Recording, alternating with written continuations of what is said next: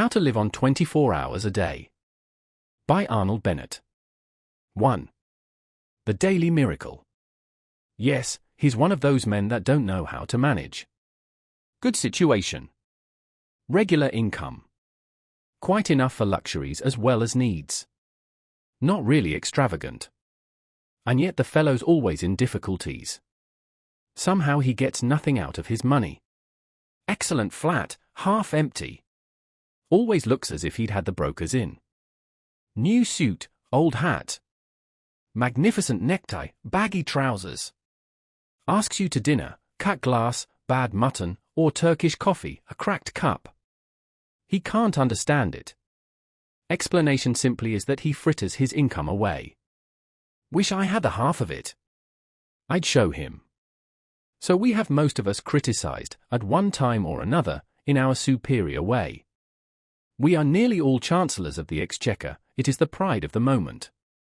Newspapers are full of articles explaining how to live on such and such a sum, and these articles provoke a correspondence whose violence proves the interest they excite. Recently, in a daily organ, a battle raged round the question whether a woman can exist nicely in the country on L85 a year. I have seen an essay, How to Live on 8 shillings a week. But I have never seen an essay, How to Live on 24 hours a day. Yet it has been said that time is money. That proverb understates the case. Time is a great deal more than money. If you have time you can obtain money, usually. But though you have the wealth of a cloakroom attendant at the Carlton Hotel, you cannot buy yourself a minute more time than I have, or the cat by the fire has. Philosophers have explained space. They have not explained time. It is the inexplicable raw material of everything. With it, all is possible, without it, nothing. The supply of time is truly a daily miracle, an affair genuinely astonishing when one examines it. You wake up in the morning, and lo! Your purse is magically filled with 24 hours of the unmanufactured tissue of the universe of your life. It is yours. It is the most precious of possessions. A highly singular commodity, showered upon you in a manner as singular as the commodity itself. For remark. No one can take it from you. It is unstealable. And no one receives either more or less than you receive. Talk about an ideal democracy. In the realm of time there is no aristocracy of wealth, and no aristocracy of intellect. Genius is never rewarded by even an extra hour a day. And there is no punishment. Waste your infinitely precious commodity as much as you will, and the supply will never be withheld from you. No mysterious power will say, this man is a fool, if not a knave. He does not deserve time, he shall be cut off at the meter. It is more certain than consols, and payment of income is not affected by Sundays. Moreover, you cannot draw on the future. Impossible to get into debt. You can only waste the passing moment. You cannot waste tomorrow, it is kept for you. You cannot waste the next hour, it is kept for you. I said the affair was a miracle. Is it not? You have to live on this 24 hours of daily time. Out of it you have to spin health, pleasure, money, content, respect, and the evolution of your immortal soul. Its right use, its most effective use, is a matter of the highest urgency and of the most thrilling actuality. All depends on that. Your happiness, the elusive prize that you are all clutching for, my friends, depends on that. Strange that the newspapers, so enterprising and up-to-date as they are not full of how to live on a given income of time, instead of how to live on a given income of money. Money is far commoner than time. When one reflects, one perceives that money is just about the commonest thing there is. It encumbers the earth in gross heaps. If one can't contrive to live on a certain income of money, one earns a little more, or steals it, or advertises for it. One doesn't necessarily muddle one's life because one can't quite manage on £1,000 a year, one braces the muscles and makes it guineas, and balances the budget. But if one cannot arrange that an income of 24 hours a day shall exactly cover all proper items of expenditure, one does muddle one's life definitely. The supply of time, though gloriously regular, is cruelly restricted. Which of us lives on 24 hours a day? And when I say lives, I do not mean exists, nor muddles through. Which of us is free from that uneasy feeling that the great spending departments of his daily life are not managed as they ought to be? Which of us is quite sure that his fine suit is not surmounted by a shameful hat, or that in attending to the crockery he has forgotten the quality of the food? Which of us is not saying to himself, which of us has not been saying to himself all his life, I shall alter that when I have a little more time? We never shall have any more time. We have, and we have always had, all the time there is. It is the realization of this profound and neglected truth, which, by the way, I have not discovered, that has led me to the minute practical examination of daily time expenditure. 2. The desire to exceed one's program. But someone may remark, with the English disregard of everything except the point, what is he driving at with his 24 hours a day? I have no difficulty in living on 24 hours a day. I do all that I want to do, and still find time to go in for newspaper competitions. Surely it is a simple affair, knowing that one has only 24 hours a day, to content oneself with 24 hours a day. To you, my dear sir, I present my excuses and apologies. You are precisely the man that I have been wishing to meet for about 40 years. Will you kindly send me your name and address, and state your charge for telling me how you do it? Instead of me talking to you, you ought to be talking to me. Please come forward. That you exist, I am convinced, and that I have not yet encountered you is my loss. Meanwhile, until you appear, I will continue to chat with my companions in distress, that innumerable band of souls who are haunted, more or less painfully, by the feeling that the years slip by, and slip by, and slip by, and that they have not yet been able to get their lives into proper working order. If we analyze that feeling, we shall perceive it to be, primarily, one of uneasiness, of expectation, of looking forward, of aspiration. It is a source of constant discomfort, for it behaves like a skeleton at the feast of all our enjoyments. We go to the theatre and laugh, but between the acts it raises a skinny finger at us. We rush violently for the last train, and while we are cooling a long age on the platform waiting for the last train, it promenades its bones up and down by our side and inquires, O man, what hast thou done with thy youth? What art thou doing with thine age? You may urge that this feeling of continuous looking forward, of aspiration, is part of life itself, and inseparable from life itself. True. But there are degrees. A man may desire to go to Mecca. His conscience tells him that he ought to go to Mecca. He fares forth, either by the aid of cooks, or unassisted. He may probably never reach Mecca, he may drown before he gets to Port Said, he may perish ingloriously on the coast of the Red Sea, his desire may remain eternally frustrate. Unfulfilled aspiration may always trouble him. But he will not be tormented in the same way as the man who, desiring to reach Mecca, and harried by the desire to reach Mecca, never leaves Brixton. It is something to have left Brixton. Most of us have not left Brixton. We have not even taken a cab to Ludgate Circus and inquired from cooks the price of a conducted tour. And our excuse to ourselves is that there are only 24 hours in the day. If we further analyze our vague, uneasy aspiration, we shall, I think, see that it springs from a fixed idea that we ought to do something in addition to those things which we are loyally and morally obliged to do.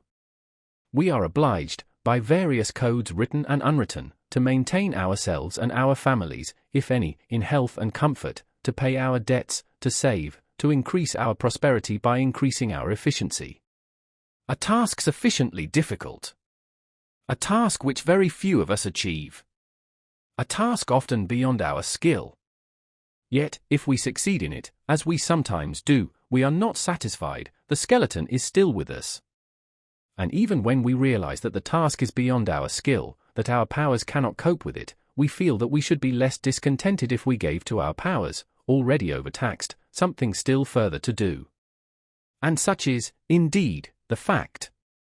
The wish to accomplish something outside their formal program is common to all men who in the course of evolution have risen past a certain level. Until an effort is made to satisfy that wish, the sense of uneasy waiting for something to start which has not started will remain to disturb the peace of the soul. That wish has been called by many names. It is one form of the universal desire for knowledge. And it is so strong that men whose whole lives have been given to the systematic acquirement of knowledge have been driven by it to overstep the limits of their program in search of still more knowledge.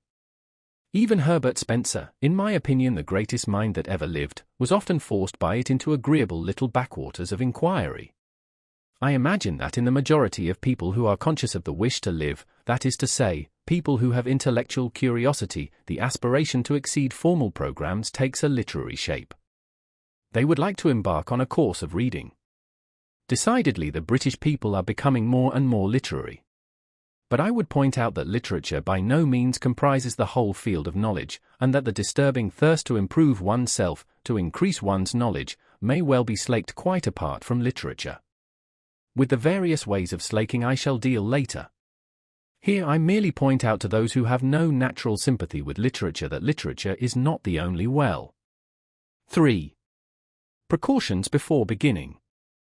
Now that I have succeeded, if succeeded I have, in persuading you to admit to yourself that you are constantly haunted by a suppressed dissatisfaction with your own arrangement of your daily life, and that the primal cause of that inconvenient dissatisfaction is the feeling that you are every day leaving undone something which you would like to do, and which, indeed, you are always hoping to do when you have more time, and now that I have drawn your attention to the glaring, dazzling truth, that you never will have more time, since you already have all the time there is, you expect me to let you into some wonderful secret by which you may at any rate approach the ideal of a perfect arrangement of the day, and by which, therefore, that haunting, unpleasant, daily disappointment of things left undone will be got rid of. I have found no such wonderful secret. Nor do I expect to find it, nor do I expect that anyone else will ever find it. It is undiscovered.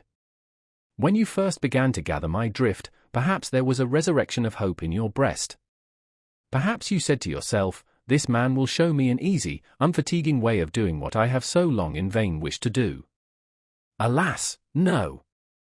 The fact is that there is no easy way, no royal road. The path to Mecca is extremely hard and stony, and the worst of it is that you never quite get there after all.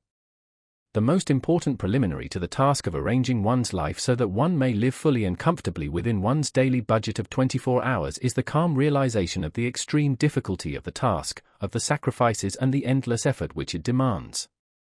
I cannot too strongly insist on this. If you imagine that you will be able to achieve your ideal by ingeniously planning out a timetable with a pen on a piece of paper, you had better give up hope at once. If you are not prepared for discouragements and disillusions, if you will not be content with a small result for a big effort, then do not begin. Lie down again and resume the uneasy doze which you call your existence. It is very sad, is it not, very depressing and somber? And yet I think it is rather fine, too, this necessity for the tense bracing of the will before anything worth doing can be done. I rather like it myself. I feel it to be the chief thing that differentiates me from the cat by the fire.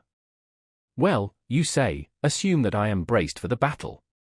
Assume that I have carefully weighed and comprehended your ponderous remarks. How do I begin? Dear sir, you simply begin. There is no magic method of beginning. If a man standing on the edge of a swimming bath and wanting to jump into the cold water should ask you, how do I begin to jump, you would merely reply, just jump. Take hold of your nerves, and jump. As I have previously said, the chief beauty about the constant supply of time is that you cannot waste it in advance. The next year, the next day, the next hour are lying ready for you, as perfect, as unspoiled, as if you had never wasted or misapplied a single moment in all your career. Which fact is very gratifying and reassuring. You can turn over a new leaf every hour if you choose. Therefore no object is served in waiting till next week, or even until tomorrow. You may fancy that the water will be warmer next week. It won't. It will be colder. But before you begin, let me murmur a few words of warning in your private ear. Let me principally warn you against your own ardor. Ardor in well-doing is a misleading and a treacherous thing. It cries out loudly for employment, you can't satisfy it at first, it wants more and more, it is eager to move mountains and divert the course of rivers. It isn't content till it perspires. And then, too often, when it feels the perspiration on its brow, it wearies all of a sudden and dies, without even putting itself to the trouble of saying, I've had enough of this. Beware of undertaking too much at the start. Be content with quite a little. Allow for accidents. Allow for human nature, especially your own. A failure or so, in itself, would not matter if it did not incur a loss of self-esteem and of self-confidence. But just as nothing succeeds like success, so nothing fails like failure. Most people who are ruined by attempting too much. Therefore, in setting out on the immense enterprise of living fully and comfortably within the narrow limits of 24 hours a day, let us avoid at any cost the risk of an early failure. I will not agree that, in this business at any rate, a glorious failure is better than a petty success. I am all for the petty success. A glorious failure leads to nothing, a petty success may lead to a success that is not petty. So let us begin to examine the budget of the day's time. You say your day is already full to overflowing. How? You actually spend in earning your livelihood, how much? 7 hours, on the average? And in actual sleep, 7? I will add 2 hours, and be generous. And I will defy you to account to me on the spur of the moment for the other 8 hours. 4. The cause of the troubles. In order to come to grips at once with the question of time expenditure in all its actuality, I must choose an individual case for examination. I can only deal with one case, and that case cannot be the average case, because there is no such case as the average case, just as there is no such man as the average man. Every man and every man's case is special. But if I take the case of a Londoner who works in an office, whose office hours are from 10 to 6, and who spends 50 minutes morning and night in travelling between his house door and his office door, I shall have got as near to the average as facts permit. There are men who have to work longer for a living, but there are others who do not have to work so long. Fortunately, the financial side of existence does not interest us here. For our present purpose, the clerk at £1 a week is exactly as well off as the millionaire in Carlton House Terrace. Now the great and profound mistake which my typical man makes in regard to his day is a mistake of general attitude, a mistake which vitiates and weakens 2/3 of his energies and interests. In the majority of instances he does not precisely feel a passion for his business, at best he does not dislike it. He begins his business functions with reluctance, as late as he can, and he ends them with joy, as early as he can. And his engines while he is engaged in his business are seldom at their full HP. I know that I shall be accused by angry readers of traducing the city worker, but I am pretty thoroughly acquainted with the city, and I stick to what I say. Yet in spite of all this he persists in looking upon those hours from 10 to 6 as the day, to which the 10 hours preceding them and the 6 hours following them are nothing but a prologue and epilogue. Such an attitude, unconscious though it be, of course kills his interest in the odd 16 hours, with the result that, even if he does not waste them, he does not count them, he regards them simply as margin. This general attitude is utterly illogical and unhealthy, since it formally gives the central prominence to a patch of time and a bunch of activities which the man's one idea is to get through and have done with. If a man makes 2/3 of his existence subservient to 1/3, for which admittedly he has no absolutely feverish zest, how can he hope to live fully and completely? He cannot. If my typical man wishes to live fully and completely, he must, in his mind, arrange a day within a day. And this in a day, a Chinese box in a larger Chinese box, must begin at 6 p.m. and end at 10 a.m. It is a day of 16 hours, and during all these 16 hours he has nothing whatever to do but cultivate his body and his soul and his fellow men. During those 16 hours he is free, he is not a wage earner, he is not preoccupied with monetary cares, he is just as good as a man with a private income. This must be his attitude. And his attitude is all important. His success in life, much more important than the amount of estate upon what his executors will have to pay estate duty, depends on it. What? You say that full energy given to those 16 hours will lessen the value of the business 8. Not so. On the contrary, it will assuredly increase the value of the business 8. One of the chief things which my typical man has to learn is that the mental faculties are capable of a continuous hard activity, they do not tire like an arm or a leg. All they want is change, not rest, except in sleep. I shall now examine the typical man's current method of employing the 16 hours that are entirely his, beginning with his uprising. I will merely indicate things which he does and which I think he ought not to do, postponing my suggestions for planting the times which I shall have cleared, as a settler clears spaces in a forest. In justice to him I must say that he wastes very little time before he leaves the house in the morning at 9:10. In too many houses he gets up at 9, breakfasts between 9.7 and 9.9½ and then bolts. But immediately he bangs the front door his mental faculties, which are tireless, become idle. He walks to the station in a condition of mental coma.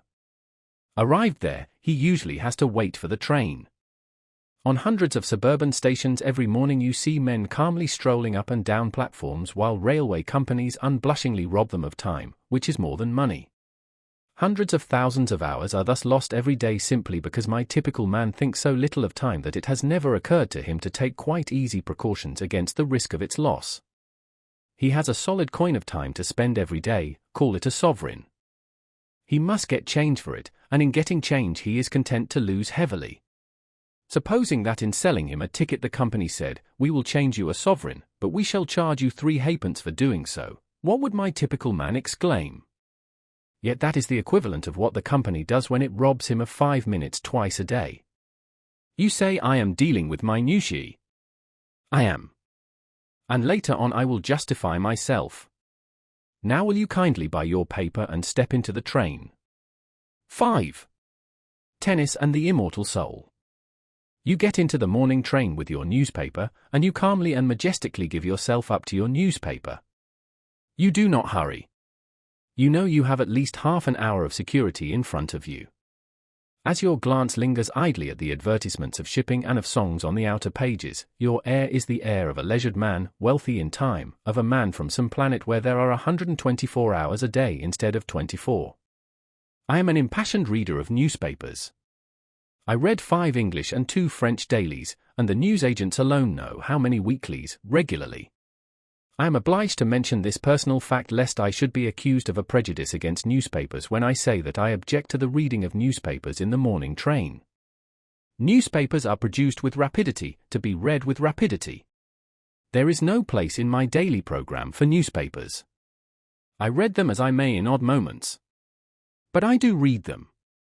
The idea of devoting to them 30 or 40 consecutive minutes of wonderful solitude, for nowhere can one more perfectly immerse oneself in oneself than in a compartment full of silent, withdrawn, smoking males, is to me repugnant. I cannot possibly allow you to scatter priceless pearls of time with such oriental lavishness. You are not the Shah of time. Let me respectfully remind you that you have no more time than I have. No newspaper reading in trains. I have already put by about 3/4 of an hour for use. Now you reach your office. And I abandon you there till 6 o'clock. I am aware that you have nominally an hour, often in reality an hour and a half, in the midst of the day, less than half of which time is given to eating. But I will leave you all that to spend as you choose. You may read your newspapers then. I meet you again as you emerge from your office. You are pale and tired. At any rate, your wife says you are pale, and you give her to understand that you are tired. During the journey home you have been gradually working up the tired feeling. The tired feeling hangs heavy over the mighty suburbs of London like a virtuous and melancholy cloud, particularly in winter. You don't eat immediately on your arrival home. But in about an hour or so you feel as if you could sit up and take a little nourishment. And you do. Then you smoke, seriously, you see friends, you potter, you play cards, you flirt with a book, you note that old age is creeping on, you take a stroll, you caress the piano. By Jove! 11:15. You then devote quite 40 minutes to thinking about going to bed, and it is conceivable that you are acquainted with a genuinely good whiskey. At last you go to bed, exhausted by the day's work. 6 hours, probably more, have gone since you left the office, gone like a dream, gone like magic, unaccountably gone. That is a fair sample case. But you say, it's all very well for you to talk. A man is tired. A man must see his friends. He can't always be on the stretch. Just so. But when you arrange to go to the theatre, especially with a pretty woman, what happens? You rush to the suburbs, you spare no toil to make yourself glorious in fine raiment, you rush back to town in another train, you keep yourself on the stretch for 4 hours, if not 5, you take her home, you take yourself home. You don't spend 3/4 of an hour in thinking about going to bed. You go. Friends and fatigue have equally been forgotten, and the evening has seemed so exquisitely long, or perhaps too short. And do you remember that time when you were persuaded to sing in the chorus of the Amateur Operatic Society, and slaved 2 hours every other night for 3 months? Can you deny that when you have something definite to look forward to at eventide, something that is to employ all your energy, the thought of that something gives a glow and a more intense vitality to the whole day? What I suggest is that at 6 o'clock you look facts in the face and admit that you are not tired, because you are not, you know, and that you arrange your evening so that it is not cut in the middle by a meal. By so doing you will have a clear expanse of at least 3 hours. I do not suggest that you should employ 3 hours every night of your life in using up your mental energy. But I do suggest that you might, for a commencement, employ an hour and a half every other evening in some important and consecutive cultivation of the mind. You will still be left with 3 evenings for friends, bridge, tennis, domestic scenes, odd reading, pipes, gardening, pottering, and prize competitions. You will still have the terrific wealth of 45 hours between 2 p.m. Saturday and 10 a.m. Monday. If you persevere you will soon want to pass for evenings, and perhaps 5, in some sustained endeavor to be genuinely alive. And you will fall out of that habit of muttering to yourself at 11:15 p.m., time to be thinking about going to bed.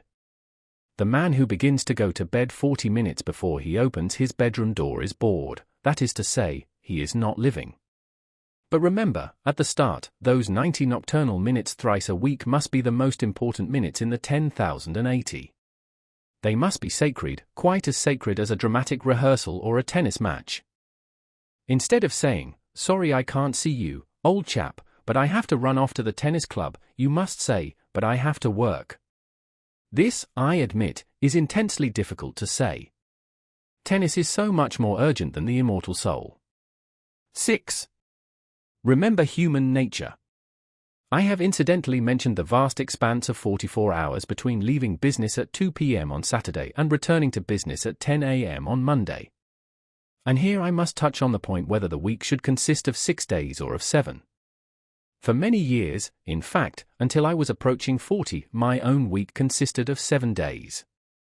I was constantly being informed by older and wiser people that more work, more genuine living, could be got out of 6 days than out of 7. And it is certainly true that now, with 1 day in 7 in which I follow no program and make no effort save what the caprice of the moment dictates, I appreciate intensely the moral value of a weekly rest. Nevertheless, had I my life to arrange over again, I would do again as I have done. Only those who have lived at the full stretch 7 days a week for a long time can appreciate the full beauty of a regular recurring idleness. Moreover, I am aging. And it is a question of age. In cases of abounding youth and exceptional energy and desire for effort I should say unhesitatingly, keep going day in, day out. But in the average case I should say, confine your formal program, superprogram, I mean, to 6 days a week. If you find yourself wishing to extend it, but only in proportion to your wish, and count the time extra as a windfall, not as regular income, so that you can return to a 6-day program without the sensation of being poorer, of being a backslider. Let us now see where we stand. So far we have marked for saving out of the waste of days, half an hour at least on 6 mornings a week, and 1 hour and a half on 3 evenings a week. Total, 7 hours and a half a week. I propose to be content with that 7 hours and a half for the present. What, you cry? You pretend to show us how to live, and you only deal with 7 hours and a half out of 168. Are you going to perform a miracle with your 7 hours and a half? Well, not to mince the matter, I am, if you will kindly let me. That is to say, I am going to ask you to attempt an experience which, while perfectly natural and explicable, has all the air of a miracle. My contention is that the full use of those 7.5 hours will quicken the whole life of the week, add zest to it, and increase the interest which you feel in even the most banal occupations. You practice physical exercises for a mere 10 minutes morning and evening, and yet you are not astonished when your physical health and strength are beneficially affected every hour of the day, and your whole physical outlook changed. Why should you be astonished that an average of over an hour a day given to the mind should permanently and completely enliven the whole activity of the mind? More time might assuredly be given to the cultivation of oneself. And in proportion as the time was longer the results would be greater. But I prefer to begin with what looks like a trifling effort. It is not really a trifling effort, as those will discover who have yet to essay it. To clear even 7 hours and a half from the jungle is passably difficult. For some sacrifice has to be made. One may have spent one's time badly, but one did spend it, one did do something with it, however ill-advised that something may have been. To do something else means a change of habits. And habits are the very dickens to change. Further, any change, even a change for the better, is always accompanied by drawbacks and discomforts. If you imagine that you will be able to devote 7 hours and a half a week to serious, continuous effort and still live your old life, you are mistaken. I repeat that some sacrifice, and an immense deal of volition, will be necessary. And it is because I know the difficulty, it is because I know the almost disastrous effect of failure in such an enterprise, that I earnestly advise a very humble beginning. You must safeguard your self-respect. Self-respect is at the root of all purposefulness, and a failure in an enterprise deliberately planned deals a desperate wound at one's self-respect. Hence I iterate and reiterate, start quietly, unostentatiously. When you have conscientiously given 7 hours and a half a week to the cultivation of your vitality for 3 months, then you may begin to sing louder and tell yourself what wondrous things you are capable of doing. Before coming to the method of using the indicated hours, I have one final suggestion to make. That is, as regards the evenings, to allow much more than an hour and a half in which to do the work of an hour and a half. Remember the chance of accidents. Remember human nature. And give yourself, say, from 9 to 11.30 for your task of 90 minutes. 7. Controlling the mind. People say, one can't help one's thoughts. But one can. The control of the thinking machine is perfectly possible. And since nothing whatever happens to us outside our own brain, since nothing hurts us or gives us pleasure except within the brain, the supreme importance of being able to control what goes on in that mysterious brain is patent. This idea is one of the oldest platitudes, but it is a platitude whose profound truth and urgency most people live and die without realizing. People complain of the lack of power to concentrate, not witting that they may acquire the power, if they choose. And without the power to concentrate, that is to say, without the power to dictate to the brain its task and to ensure obedience, true life is impossible. Mind control is the first element of a full existence. Hence, it seems to me, the first business of the day should be to put the mind through its paces. You look after your body, inside and out, you run grave danger in hacking hairs off your skin, you employ a whole army of individuals, from the milkman to the pig killer, to enable you to bribe your stomach into decent behavior. Why not devote a little attention to the far more delicate machinery of the mind, especially as you will require no extraneous aid? It is for this portion of the art and craft of living that I have reserved the time from the moment of quitting your door to the moment of arriving at your office.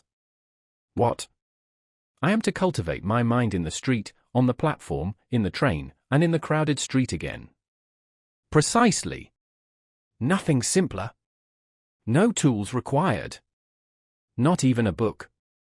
Nevertheless, the affair is not easy. When you leave your house, concentrate your mind on a subject, no matter what, to begin with.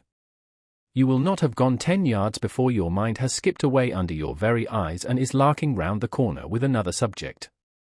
Bring it back by the scruff of the neck. Ere you have reached the station you will have brought it back about 40 times. Do not despair. Continue.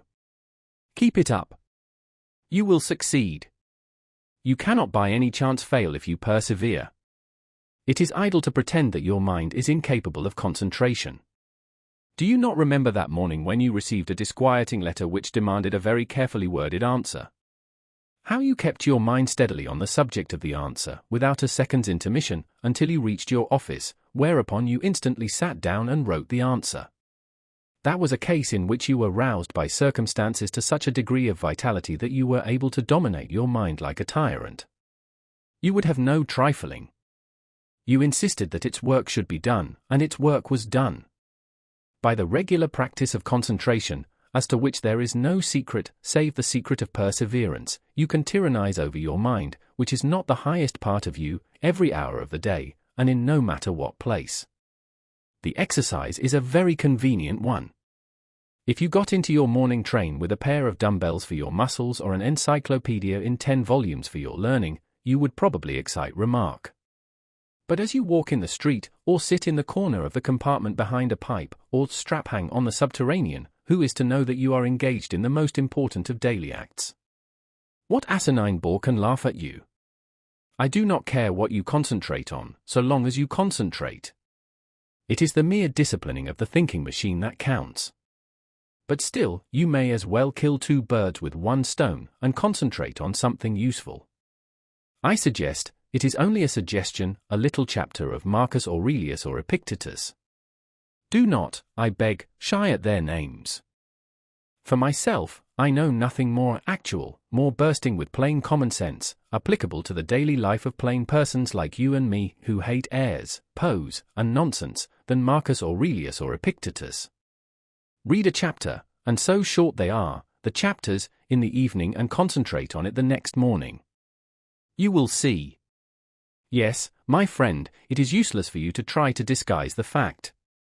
I can hear your brain like a telephone at my ear. You are saying to yourself, this fellow was doing pretty well up to his 7th chapter. He had begun to interest me faintly. But what he says about thinking in trains, and concentration, and so on, is not for me. It may be well enough for some folks, but it isn't in my line. It is for you, I passionately repeat, it is for you. Indeed, you are the very man I am aiming at. Throw away the suggestion, and you throw away the most precious suggestion that was ever offered to you. It is not my suggestion. It is the suggestion of the most sensible, practical, hard-headed men who have walked the earth. I only give it you at second hand. Try it. Get your mind in hand. And see how the process cures half the evils of life, especially worry, that miserable, avoidable, shameful disease, worry. 8. The reflective mood. The exercise of concentrating the mind, to which at least half an hour a day should be given, is a mere preliminary, like scales on the piano. Having acquired power over that most unruly member of one's complex organism, one has naturally to put it to the yoke. Useless to possess an obedient mind unless one profits to the furthest possible degree by its obedience. A prolonged primary course of study is indicated. Now, as to what this course of study should be, there cannot be any question, there never has been any question. All the sensible people of all ages are agreed upon it. And it is not literature, nor is it any other art, nor is it history, nor is it any science. It is the study of oneself. Man, know thyself. These words are so hackneyed that verily I blush to write them. Yet they must be written, for they need to be written. I take back my blush, being ashamed of it. Man, know thyself. I say it out loud. The phrase is one of those phrases with which everyone is familiar, of which everyone acknowledges the value, and which only the most sagacious put into practice. I don't know why. I am entirely convinced that what is more than anything else lacking in the life of the average well-intentioned man of today is the reflective mood. We do not reflect. I mean that we do not reflect upon genuinely important things, upon the problem of our happiness, upon the main direction in which we are going, upon what life is giving to us, upon the share which reason has, or has not, in determining our actions, and upon the relation between our principles and our conduct. And yet you are in search of happiness, are you not? Have you discovered it? The chances are that you have not. The chances are that you have already come to believe that happiness is unattainable. But men have attained it. And they have attained it by realizing that happiness does not spring from the procuring of physical or mental pleasure, but from the development of reason and the adjustment of conduct to principles. I suppose that you will not have the audacity to deny this. And if you admit it, and still devote no part of your day to the deliberate consideration of your reason, principles, and conduct, you admit also that while striving for a certain thing you are regularly leaving undone the one act which is necessary to the attainment of that thing. Now, shall I blush, or will you? Do not fear that I mean to thrust certain principles upon your attention. I care not, in this place, what your principles are. Your principles may induce you to believe in the righteousness of burglary. I don't mind. All I urge is that a life in which conduct does not fairly well accord with principles is a silly life, and that conduct can only be made to accord with principles by means of daily examination, reflection, and resolution. What leads to the permanent sorrowfulness of burglars is that their principles are contrary to burglary. If they genuinely believed in the moral excellence of burglary, penal servitude would simply mean so many happy years for them. All martyrs are happy because their conduct and their principles agree.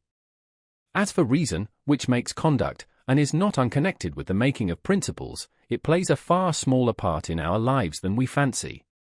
We are supposed to be reasonable, but we are much more instinctive than reasonable. And the less we reflect, the less reasonable we shall be. The next time you get cross with the waiter because your steak is overcooked, ask reason to step into the cabinet room of your mind, and consult her. She will probably tell you that the waiter did not cook the steak, and had no control over the cooking of the steak, and that even if he alone was to blame, you accomplished nothing good by getting cross, you merely lost your dignity, looked a fool in the eyes of sensible men, and soured the waiter, while producing no effect whatever on the steak. The result of this consultation with reason, for which she makes no charge, will be that when once more your steak is overcooked you will treat the waiter as a fellow creature, remain quite calm in a kindly spirit, and politely insist on having a fresh steak. The gain will be obvious and solid. In the formation or modification of principles, and the practice of conduct, much help can be derived from printed books, issued at 6d each and upwards. I mentioned in my last chapter Marcus Aurelius and Epictetus. Certain even more widely known works will occur at once to the memory. I may also mention Pascal, La Bruyère, and Emerson. For myself, you do not catch me traveling without my Marcus Aurelius. Yes, books are valuable.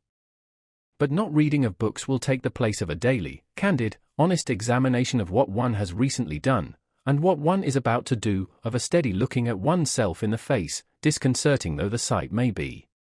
When shall this important business be accomplished? The solitude of the evening journey home appears to me to be suitable for it. A reflective mood naturally follows the exertion of having earned the day's living. Of course, if, instead of attending to an elementary and profoundly important duty, you prefer to read the paper, which you might just as well read while waiting for your dinner, I have nothing to say. But attend to it at some time of the day you must. I now come to the evening hours. 9. Interest in the arts. Many people pursue a regular and uninterrupted course of idleness in the evenings because they think that there is no alternative to idleness but the study of literature, and they do not happen to have a taste for literature. This is a great mistake. Of course it is impossible, or at any rate very difficult, properly to study anything whatever without the aid of printed books. But if you desire to understand the deeper depths of bridge or of boat sailing, you would not be deterred by your lack of interest in literature from reading the best books on bridge or boat sailing. We must, therefore, distinguish between literature and books treating of subjects not literary. I shall come to literature in due course. Let me now remark to those who have never read Meredith, and who are capable of being unmoved by a discussion as to whether Mr. Stephen Phillips is or is not a true poet, that they are perfectly within their rights. It is not a crime not to love literature. It is not a sign of imbecility. The mandarins of literature will order out to instant execution the unfortunate individual who does not comprehend, say, the influence of Wordsworth on Tennyson. But that is only their impudence. Where would they be, I wonder, if requested to explain the influences that went to make Tchaikovsky's pathetic symphony? There are enormous fields of knowledge quite outside literature which will yield magnificent results to cultivators. For example, since I have just mentioned the most popular piece of high-class music in England today, I am reminded that the promenade concerts begin in August. You go to them. You smoke your cigar or cigarette, and I regret to say that you strike your matches during the soft bars of the Lohengrin Overture, and you enjoy the music. But you say you cannot play the piano or the fiddle, or even the banjo, that you know nothing of music.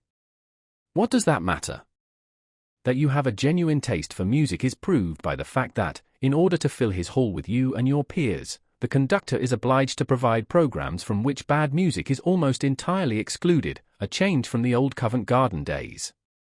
Now surely your inability to perform the Maiden's Prayer on a piano need not prevent you from making yourself familiar with the construction of the orchestra to which you listen a couple of nights a week during a couple of months.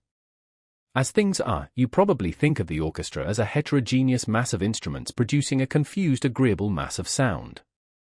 You do not listen for details because you have never trained your ears to listen to details. If you were asked to name the instruments which play the great theme at the beginning of the C minor symphony, you could not name them for your life's sake. Yet you admire the C minor symphony. It has thrilled you. It will thrill you again. You have even talked about it, in an expansive mood, to that lady, you know whom I mean. And all you can positively state about the C minor symphony is that Beethoven composed it and that it is a jolly fine thing. Now, if you have read, say, Mr. Krehbiel's How to Listen to Music, which can be got at any booksellers for less than the price of a stall at the Alhambra, and which contains photographs of all the orchestral instruments and plans of the arrangement of orchestras, you would next go to a promenade concert with an astonishing intensification of interest in it. Instead of a confused mass, the orchestra would appear to you as what it is, a marvelously balanced organism whose various groups of members each have a different and an indispensable function. You would spy out the instruments and listen for their respective sounds. You would know the gulf that separates a French horn from an English horn, and you would perceive why a player of the hautboy gets higher wages than a fiddler, though the fiddle is the more difficult instrument. You would live at a promenade concert, whereas previously you had merely existed there in a state of beatific coma, like a baby gazing at a bright object. The foundations of a genuine, systematic knowledge of music might be laid.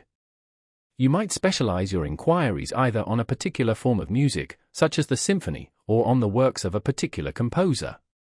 At the end of a year of 48 weeks of 3 brief evenings each, combined with a study of programs and attendances at concerts chosen out of your increasing knowledge, you would really know something about music, even though you were as far off as ever from jangling the Maiden's Prayer on the piano.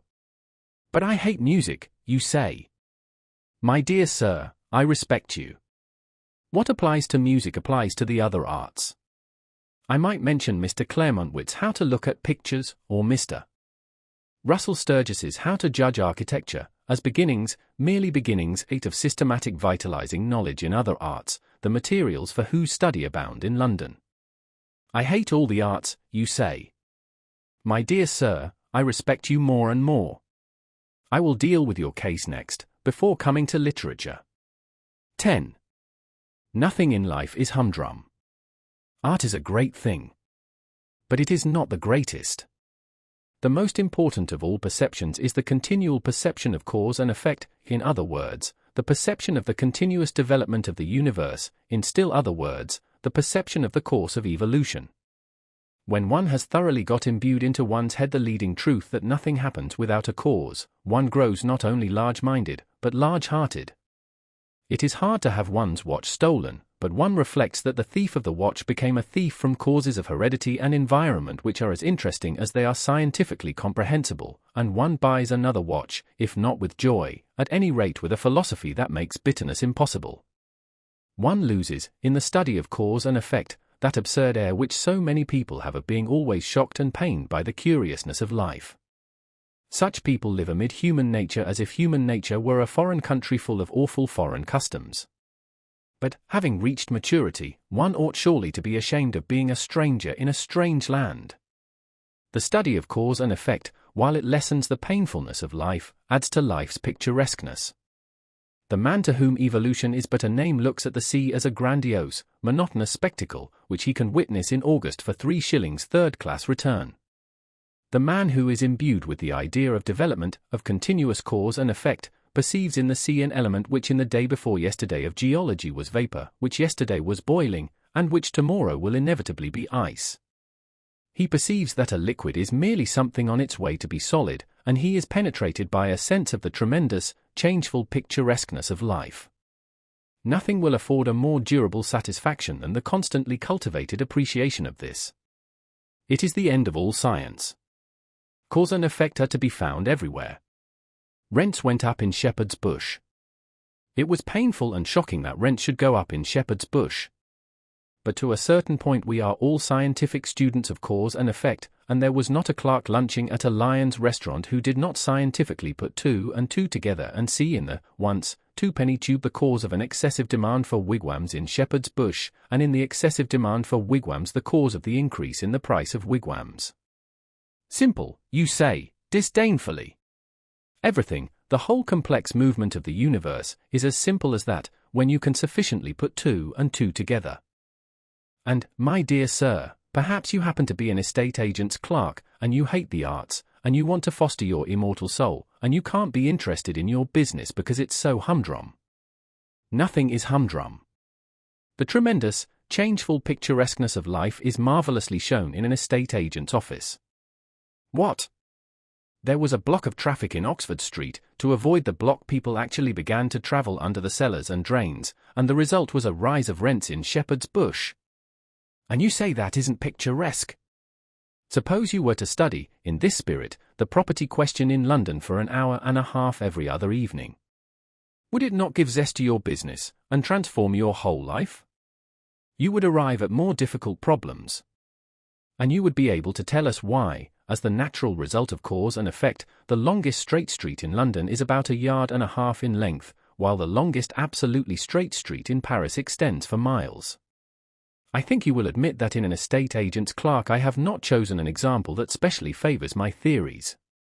You are a bank clerk, and you have not read that breathless romance, disguised as a scientific study, Walter Bagehot's Lombard Street?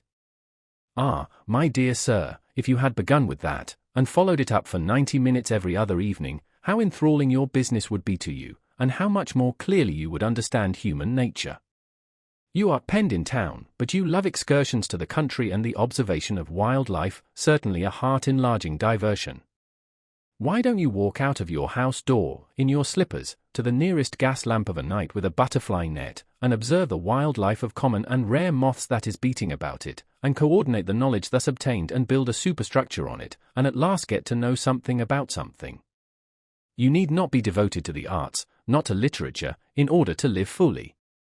The whole field of daily habit and scene is waiting to satisfy that curiosity which means life, and the satisfaction of which means an understanding heart.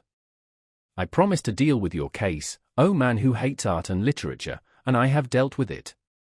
I now come to the case of the person, happily very common, who does like reading. 11. Serious reading. Novels are excluded from serious reading, so that the man who, bent on self-improvement, has been deciding to devote 90 minutes 3 times a week to a complete study of the works of Charles Dickens will be well advised to alter his plans. The reason is not that novels are not serious. Some of the great literature of the world is in the form of prose fiction. The reason is that bad novels ought not to be read, and that good novels never demand any appreciable mental application on the part of the reader. It is only the bad parts of Meredith's novels that are difficult.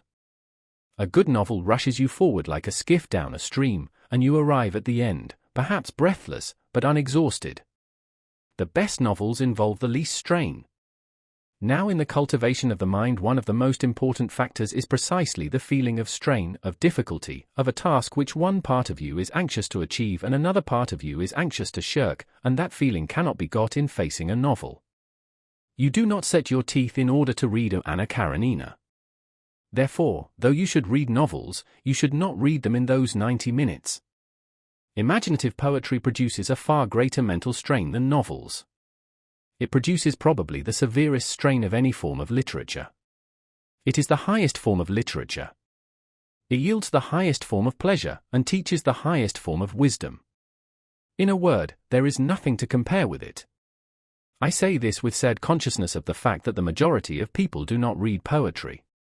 I am persuaded that many excellent persons, if they were confronted with the alternatives of reading Paradise Lost and going round Trafalgar Square at noonday on their knees in sackcloth, would choose the ordeal of public ridicule. Still, I will never cease advising my friends and enemies to read poetry before anything.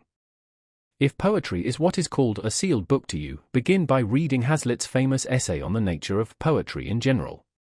It is the best thing of its kind in English, and no one who has read it can possibly be under the misapprehension that poetry is a medieval torture, or a mad elephant, or a gun that will go off by itself and kill at 40 paces.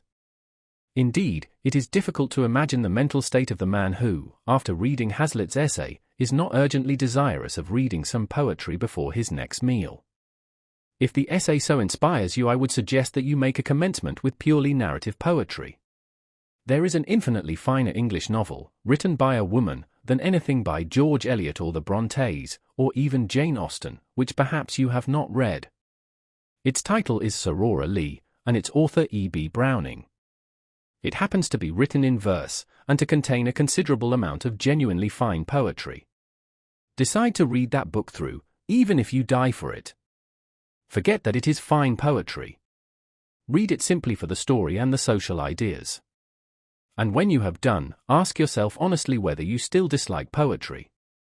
I have known more than one person to whom Aurora Lee has been the means of proving that in assuming they hated poetry they were entirely mistaken.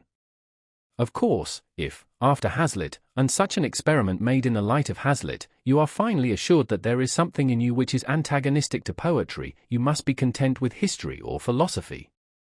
I shall regret it, yet not inconsolably. The Decline and Fall is not to be named in the same day with Paradise Lost, but it is a vastly pretty thing, and Herbert Spencer's First Principles simply laughs at the claims of poetry and refuses to be accepted as aught but the most majestic product of any human mind. I do not suggest that either of these works is suitable for a tyro in mental strains.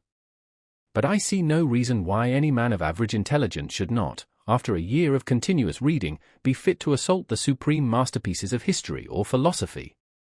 The great convenience of masterpieces is that they are so astonishingly lucid. I suggest no particular work as a start. The attempt would be futile in the space of my command. But I have two general suggestions of a certain importance. The first is to define the direction and scope of your efforts. Choose a limited period, or a limited subject, or a single author. Say to yourself, I will know something about the French Revolution, or the rise of railways, or the works of John Keats. And during a given period, to be settled beforehand, confine yourself to your choice. There is much pleasure to be derived from being a specialist. The second suggestion is to think as well as to read. I know people who read, and for all the good it does them they might just as well cut bread and butter. They take to reading as better men take to drink. They fly through the shires of literature on a motor car, their sole object being motion. They will tell you how many books they have read in a year. Unless you give at least 45 minutes to careful, fatiguing reflection, it is an awful bore at first. Upon what you are reading, your 90 minutes of a night are chiefly wasted. This means that your pace will be slow. Never mind. Forget the goal, think only of the surrounding country, and after a period, perhaps when you least expect it, you will suddenly find yourself in a lovely town on a hill. 12. Dangers to avoid. I cannot terminate these hints, often, I fear, too didactic and abrupt, upon the full use of one's time to the great end of living, as distinguished from vegetating, without briefly referring to certain dangers which lie in wait for the sincere aspirant towards life. The first is the terrible danger of becoming that most odious and least supportable of persons, a prig. Now a prig is a pert fellow who gives himself airs of superior wisdom. A prig is a pompous fool who has gone out for a ceremonial walk, and without knowing it has lost an important part of his attire, namely, his sense of humor. A prig is a tedious individual who, having made a discovery, is so impressed by his discovery that he is capable of being gravely displeased because the entire world is not also impressed by it. Unconsciously to become a prig is an easy and a fatal thing. Hence, when one sets forth on the enterprise of using all one's time, it is just as well to remember that one's own time, and not other people's time, is the material with which one has to deal, that the earth rolled on pretty comfortably before one began to balance a budget of the hours, and that it will continue to roll on pretty comfortably whether or not one succeeds in one's new role of Chancellor of the Exchequer of Time. It is as well not to chatter too much about what one is doing, and not to betray a too-pain sadness at the spectacle of a whole world deliberately wasting so many hours out of every day, and therefore never really living. It will be found, ultimately, that in taking care of oneself one has quite all one can do.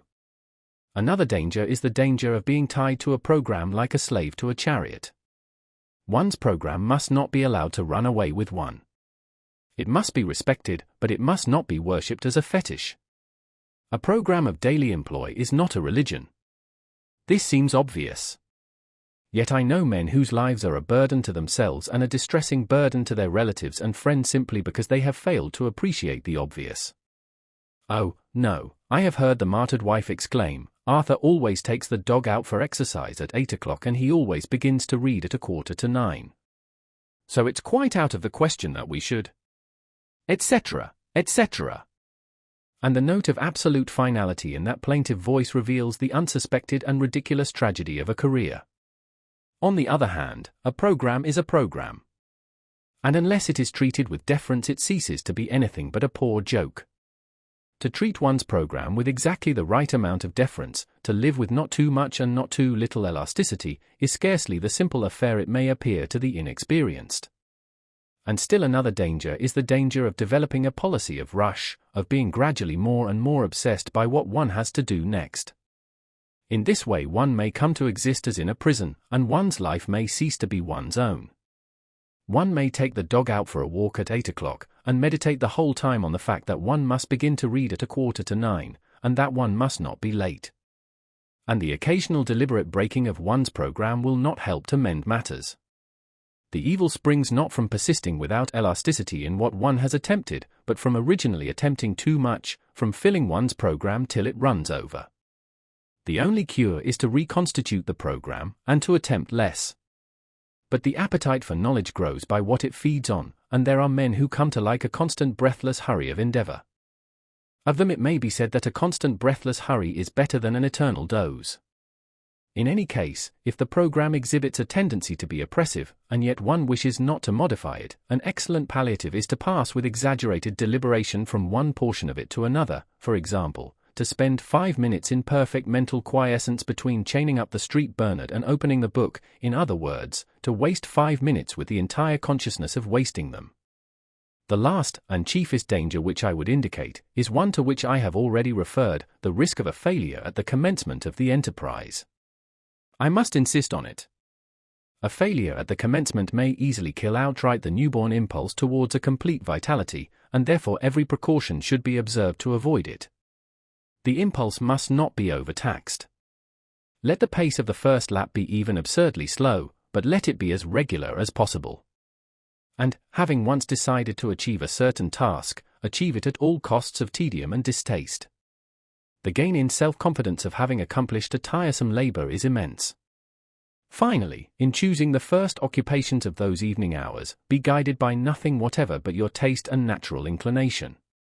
It is a fine thing to be a walking encyclopedia of philosophy, but if you happen to have no liking for philosophy, and to have a like for the natural history of street cries, much better leave philosophy alone, and take to street cries.